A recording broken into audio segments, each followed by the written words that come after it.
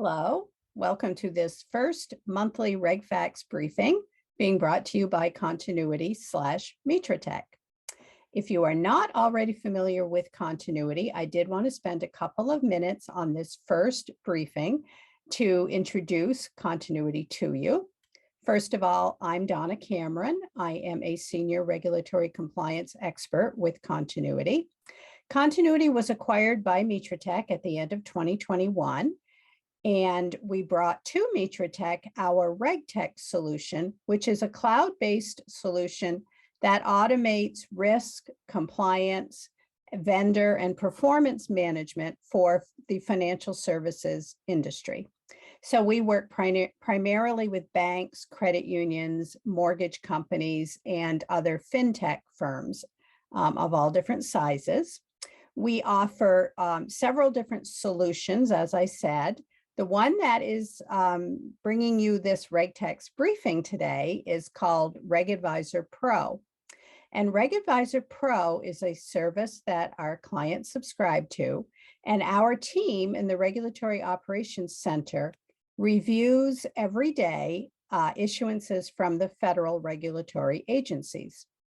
So we're looking at new rules, proposals, bulletins, FAQs, guidance documents, all those things that come across your desk if you are in the financial services industry that you are having to read and determine whether they apply to you, and if they do, what you're going to do with them. So we take all of that on, we do all the reading, and then we analyze the issuance. And through our platform, we provide an analysis called an alert to our clients. And then they are able to use the platform to manage any implementation that might be needed if there are changes needed.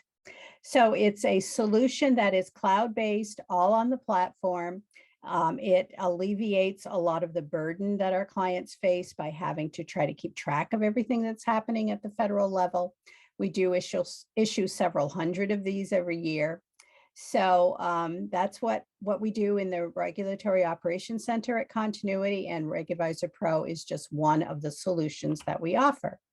So what I'm planning to do through these monthly briefings is to give you a high-level recap of the items that our team worked on over the previous month, hoping that you will be able to identify anything that you might have missed in your organization. And it will give you an idea of the types of things that Continuity covers. If you are already a Continuity client, you will have already received alerts on each of these items in your organization if they applied to you. And you will also have heard about them in our weekly RegFacts briefing, which is for our clients, as well as our quarterly webinar, which also is for clients only. So with all of that out of the way, let me get started and tell you about an announcement that the CFPB issued recently.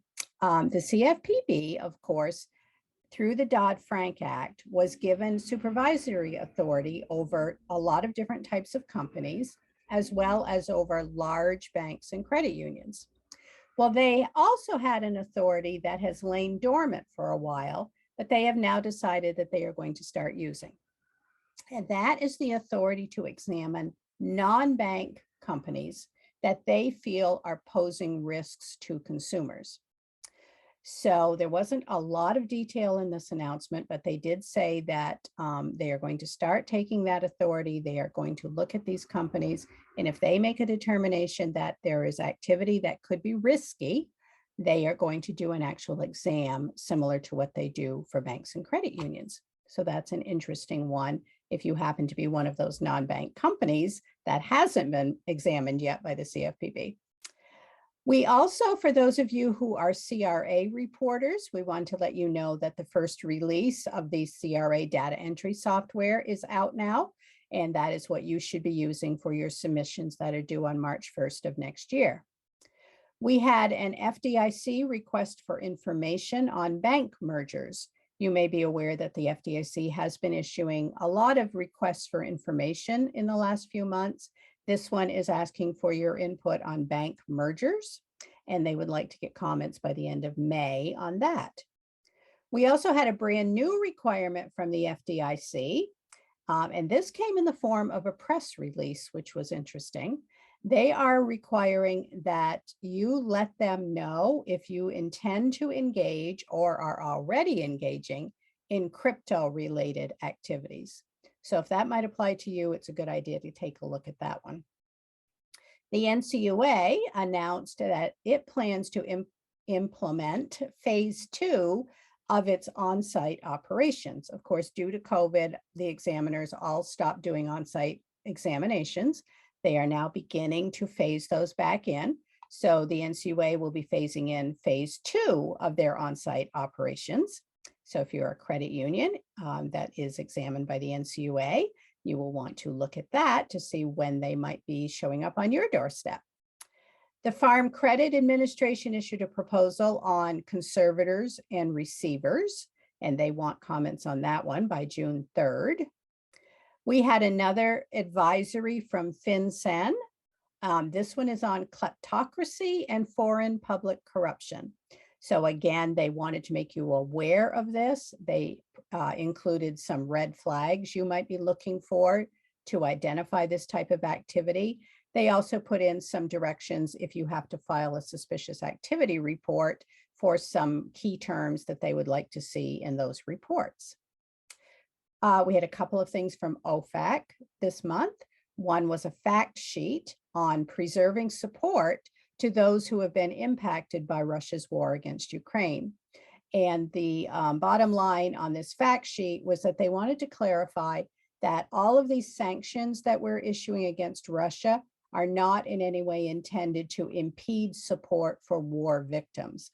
So OFAC has issued a lot of general licenses that are authorizing specific activities, especially in the humanitarian assistance area.